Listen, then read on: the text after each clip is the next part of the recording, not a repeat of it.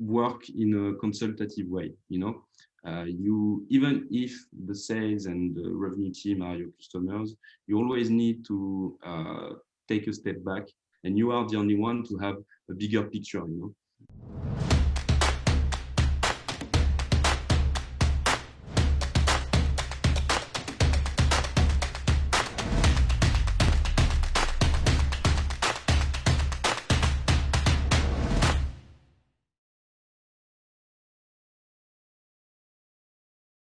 My philosophy, I would say, is that you have to put the customers first. Okay, there are basically two different things that you should apply to your way of working when you are sales ops. That you should first be an enabler, meaning that you are in that your customers are actually the sales within your team. Okay, meaning that you are accountable for what you give them and what you create for them also. And you also need to always to keep a constant communication loop with them. Okay, and also the other thing would be to work in a consultative way. You, even if the sales and the revenue team are your customers, you always need to take a step back, because the people for who you work for are all on the ground. They are really focused on their targets, on everything that is done on the ground, and you are the only one to have a bigger picture. So it means that you kind of are the only ones to be able to take a step back and think of the things that they ask to you, and what you really need to do. So that's why I think the consultative approach is the best one, because when you work in consulting, you have to think big. You have to first think big, and after that reflect on more precise things. So yeah, that would be my philosophy. Customer first and consultative approach. Yeah, I mean, that's fantastic. And like you said, I agree, ops folks are looking at the bigger picture. Ops folks are also, looking at the metrics, they're looking at the data. And these are the folks who really understand this kind of thing.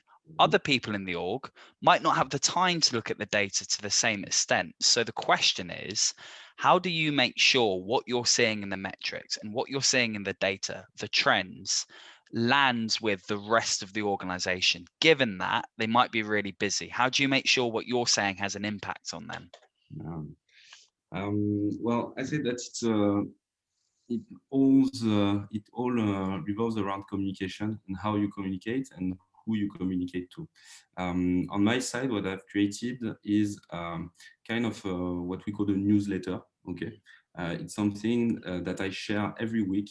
It's a weekly review on what's happening around the scope that I monitor. Okay, with key metrics shared at a high level. Okay, because the people with who I communicate don't have enough time to read everything in details. So I need to make sure that they focus exactly on the right thing. Okay, but also they need to have the details if they want to dig. So I'll share within this note the whole details in the dashboards and all the metrics that matter. Okay, so you need to really create this kind of habits in their agenda, where they will check what you communicate to them on a weekly basis. Okay, and you can also do that on a monthly or quarterly basis. But I'd say that the weekly basis is pretty interesting as well, because it gives you an importance in their schedule. You see what I mean? Yeah. Okay, pretty cool. Also, the thing is that it's super important that you choose, I think, your champions.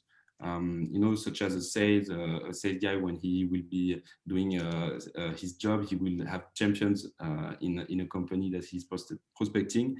I'm kind of applying the same philosophy with the people I work for. Okay, meaning that you can't communicate to too much people, especially if you are in a fast-growing environment where the number of employees is just exploding. Okay, you have to be sure that you communicate to the right people who are going to be the champions. So logically, normally your champions would be the team leaders or managers of sales, because they are the ones that will interact with the reps and the individuals okay? And we'll be able to flow the information and give the information to everyone, okay? So it's super important that you first create this routine, and also that you choose the right people to communicate with, okay?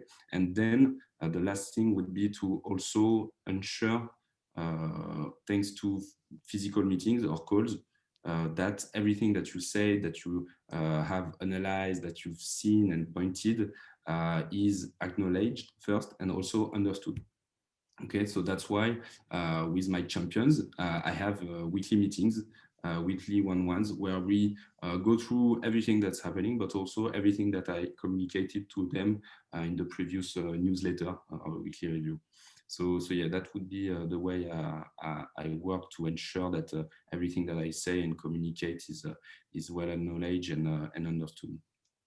Yeah, I like this. I mean, what you're essentially saying is we need to be really focused. We choose the metrics that really matter, and we choose the people who matter, and we deliver it in a concise way. But on that question, what metrics do matter? You know, what stars do you use to guide you in this Yeah. in the sale of SaaS? But for myself, it's pretty specific, because you have to understand that Spendesk Spendesk revenue is mainly done through outbound. Okay, so we have to be really careful about what's going on regarding outbound, because it's like 70% of our revenue. And so my scope is really focused on the top of the funnel, so the pipeline generation, from sourcing and first contacting to creating an opportunity. So basically, when I communicate and when I choose metrics, it's mainly focused on this field. So the metrics that I've chosen are based on something that I've seen over time regarding what's important to focus on. It's three different type of metrics. You have the first ones, which are the input metrics. So these are basically the activities. So what is the volume of activities that your sales are inputting into the machine? For that, we chose, I'd say, three main metrics in that. You have the number of accounts activated during the week, so new accounts newly contacted during the week. We have specific targets for that are linked to our conversion rates, basically. You have also the second one, which is the volume of calls.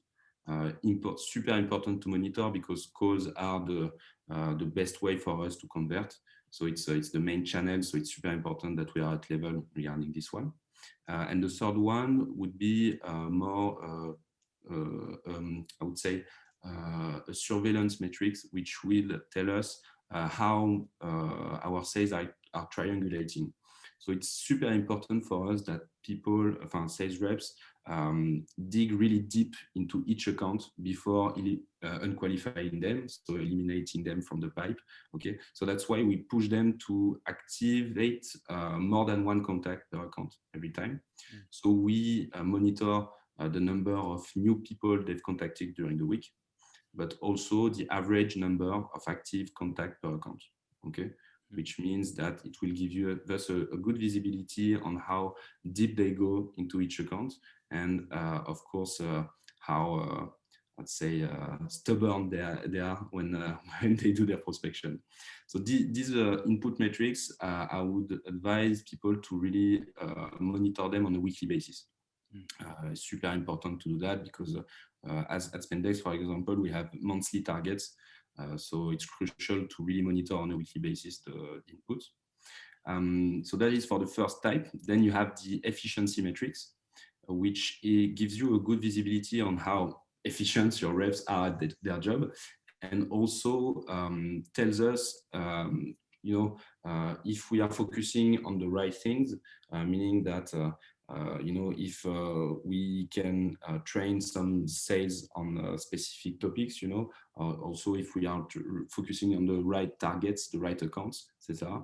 So for that, I think that you have I'd say three different things, which are all conversion rates. You have the global conversion rates from the first contact to the creation of the opportunity.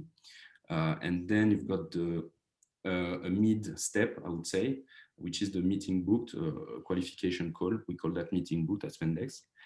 which is the moment where you will decide if there is, you will see if there is a pain or not, and if Spendesk can answer this pain, basically.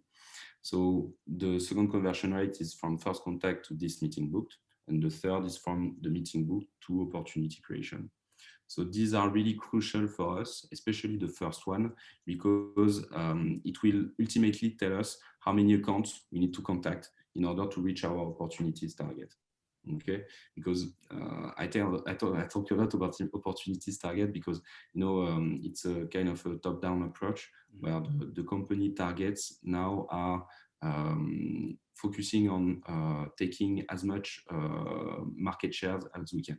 Yeah. Meaning that it's more important to bring more customers than bring more revenue, So ultimately you have to create more opportunities if you follow this philosophy, So that's why we have a strong focus on opportunity creation. So this and the efficiency metrics, I would advise to really follow them on a monthly basis or quarterly basis, because on a weekly basis it doesn't make any sense, you can't.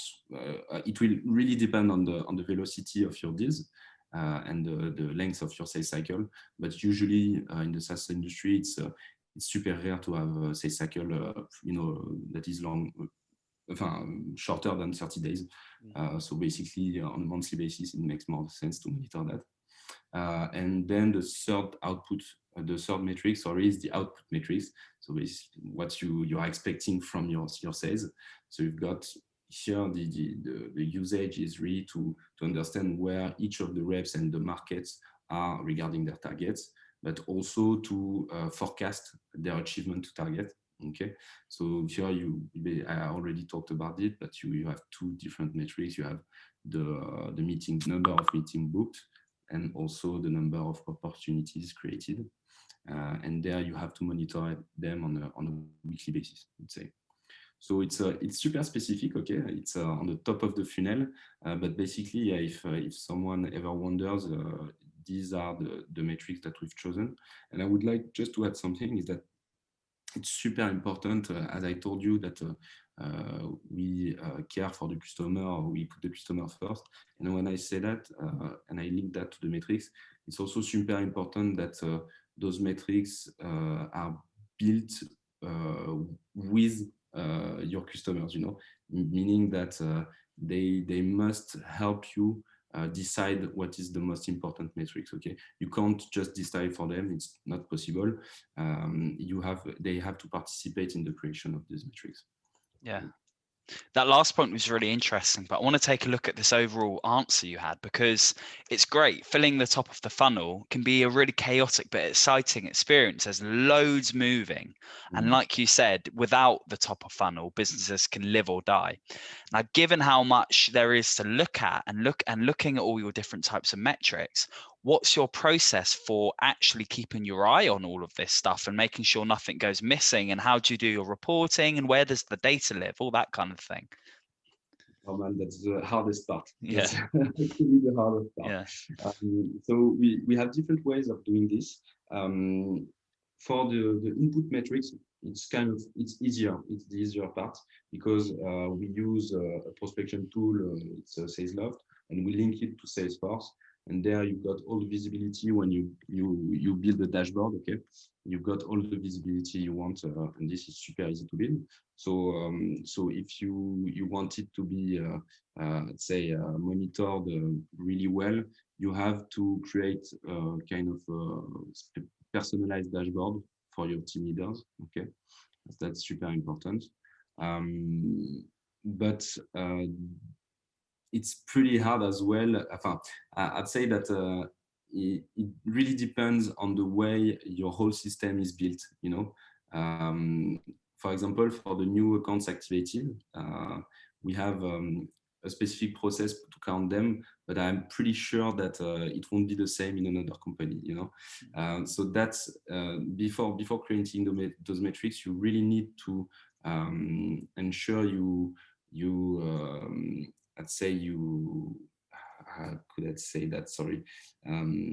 assessed how your system works, okay, and if it's possible or not, because it's super great to have these ideas of metrics, but sometimes it's just not possible to follow them. So you have to cut and make a choice and decide not to follow them, you know.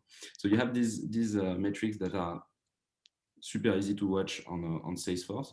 But also, if you want to go further, for example, for the conversion rates, you definitely have to whether do it by yourself, and it's a lot of handwork, and you know, sharing them on Google Sheet or on slides with specific graphs. So it takes a long time. But if you are lucky enough to have a data team who implemented a business intelligence tool, you know, such as Looker, which is the one we use, then you are kind of saved, you know, Yeah.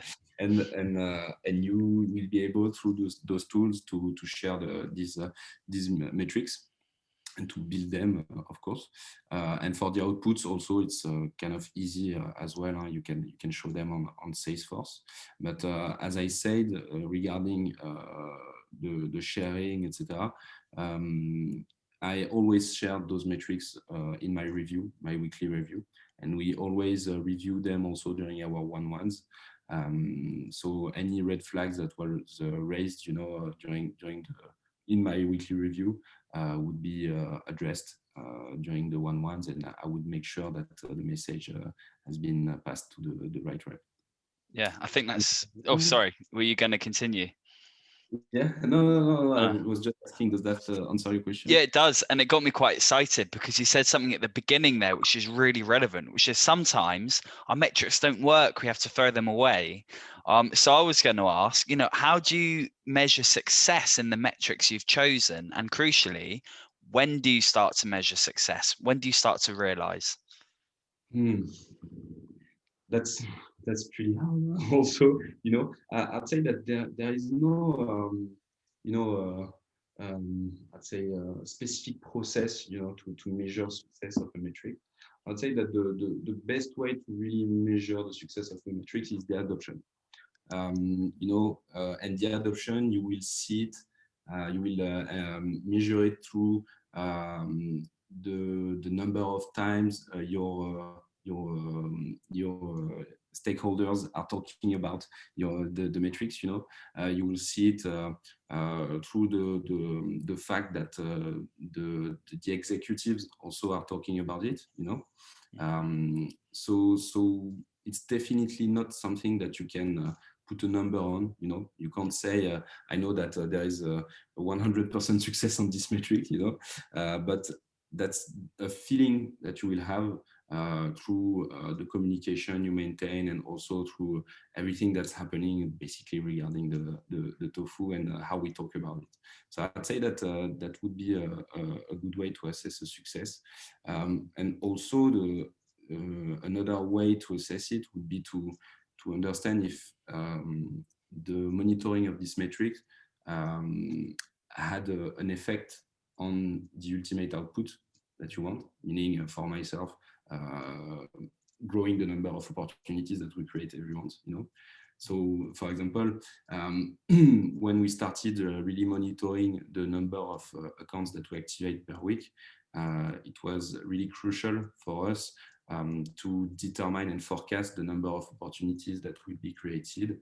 And ultimately, the fact that we monitored that and brought more rationality in the way we prospect our database, and then more rationality brings you, have an effect on, you know, the conversion rates, and ultimately it has an effect also on the number of opportunities that you create. So yeah, that's basically the two things that I can think of regarding this. Yeah, I think that's a really good point, actually. You're right. You know, going after the right targets, going after the right prospects, actually, it really impacts the rest of the funnel. Exactly. And on that note, you know, obviously you're there, it sounds like you're mostly watching over the top of the funnel.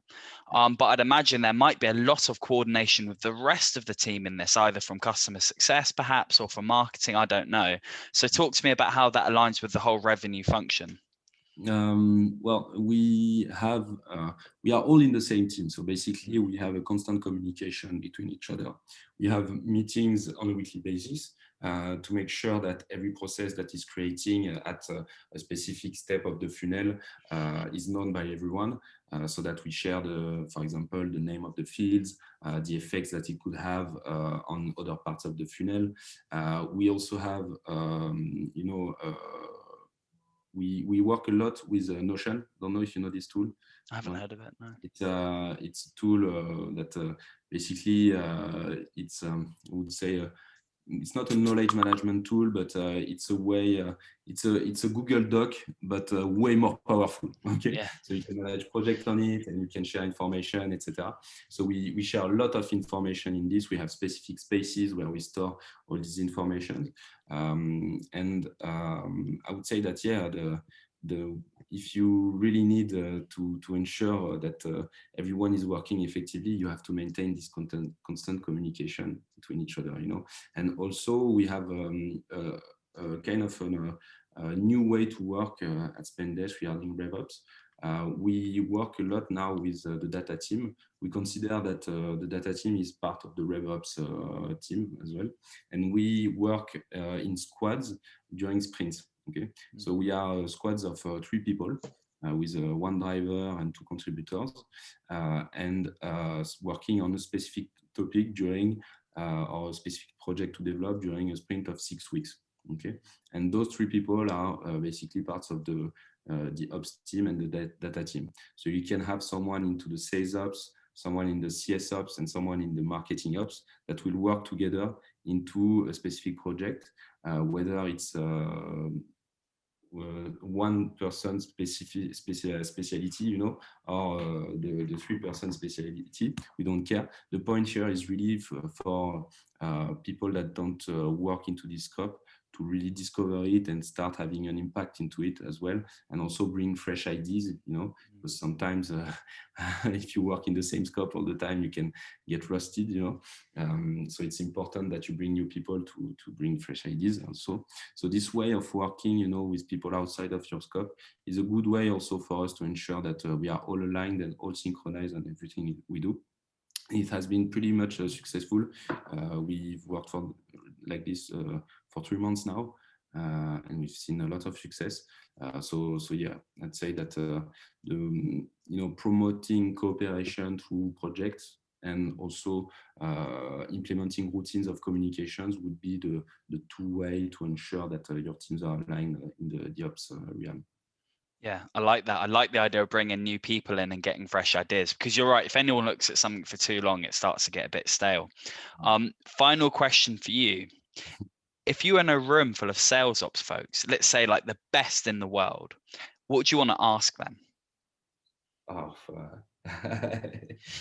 First, I would like to ask them where should I first focus my next learnings, I would say, because as you know, as you may have understood, I'm really specialized in the top of the funnel, and now I need to extend my knowledge, so I would really need to know from a senior ops perspective what would be the first thing I would need to focus on if I would need to learn, and what would be another thing.